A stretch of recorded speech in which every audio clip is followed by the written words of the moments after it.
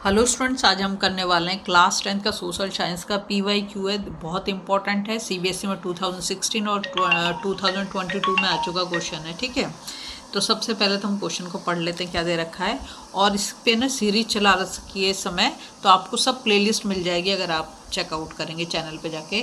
क्या दे रखा है, political parties are the necessary condition for a democracy, analyse the statement with example. तो यहाँ पे हमें बताना है कि क्यों डेमोक्रेसी में पॉलिटिकल पार्टीज का होना क्यों जरूरी है। ठीक है, तो सबसे पहले तो वही political parties are the necessary condition for a democracy statement को हम प्रूव करेंगे कैसे। Number 1, without political parties democracy can not exist. क्यों नहीं हो सकती? अगर एक ही है तो फिर तो उसकी तो मोनोपोली चलेगी, जो वो कहेगा वही करना पड़ेगा। अगर 3-4 पार्टी हुई है, 2 भी पार्टी हुई है, 2 से ज़्यादा पार्टी हुई, तभी तो आपस में वो मतलब कर सकते हैं, एक दूसरे को दिखा सकते हैं कौन अच्छा कर रहा है, कौन बुरा कर रहा है, कौन अपने प्रॉमिस पूरा कर रहा है, कौन नहीं कर रहा है। ठीक है, जब एक पार्टी तो अपनी मोनोपोली चलाएगी, जो भी उसे करना है वो करती रहेगी।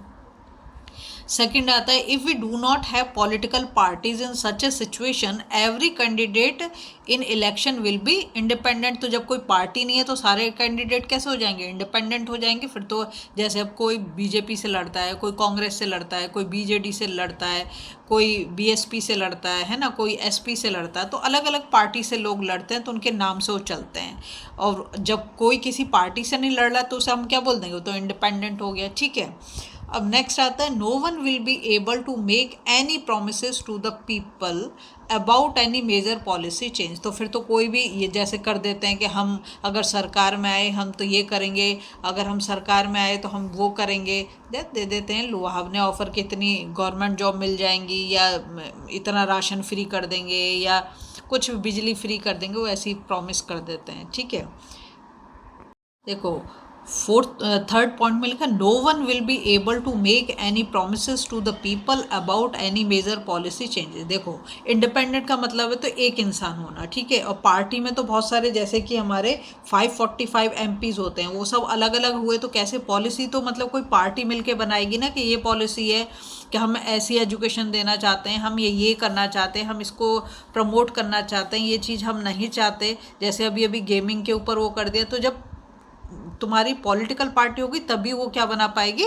पॉलिसीज बना पाएगी। एक इंसान तो पॉलिसी नहीं बनाएगा। ठीक है, नेक्स्ट है, the government may be formed but it's utility will remain uncertain. जब हम एक साथ अलग अलग है, अलग अलग सबकी विचारधाराएं, अलग अलग सबका काम करने का तरीका, तो फिर वो काम ही नहीं हो पाएगा। गवर्नमेंट तो बन जाएगी लेकिन वो कोई सर्टेन हमें चीज़ों को नहीं दे पाएगी। ठीक है, नेक्स्ट आता है, an elected representative will be accountable to his constituency for what he does in his locality. तो रिप्रेजेंटेटिव जो हमारे एरिया से, जो हमारे उसमें जो कहते हैं ना वार्ड, ये वार्ड, वो वार्ड नंबर दे देते हैं, तो वो कॉन्स्टिट्यूएंसी बोली जाती है। ठीक है, अकाउंटेबल का मतलब वो हमसे प्रॉमिस करके गया कि आप इलेक्शन में हमें वोट दे दो तो हम यहाँ पे रोड बनवा देंगे, यहाँ पर हम पार्क बनवा देंगे बच्चों के लिए, यहाँ पर स्कूल खोल देंगे, यहाँ पर हम हॉस्पिटल खोल देंगे। अगर ऐसा नहीं होता तो अगले इलेक्शन में हम उसे बाहर कर सकते हैं, दूसरे कैंडिडेट को जिता सकते हैं। ठीक है, तो अकाउंटेबिलिटी ये कि आंसरेबल होगा वो जो काम कर रहा है और जो नहीं कर रहा उसके लिए। नेक्स्ट आता है, but no one will be responsible for how the country will run. तो अगर इंडिपेंडेंट है सब, तो कोई भी किसको जिम्मेदारी दोगे? किसी को जिम्मेदारी नहीं दे सकते। एक इंसान तो पूरे देश को नहीं चला सकता ना, पार्टी चला सकती है।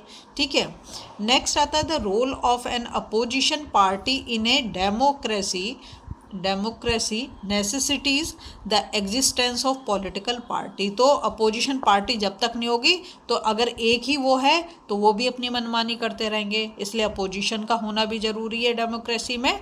और मतलब पॉलिटिकल पार्टीज़ का होना बहुत ज़रूरी है, तभी हमें सही और गलत का पता चल पाएगा और तभी वो अच्छे से काम कर पाएंगे। ठीक है।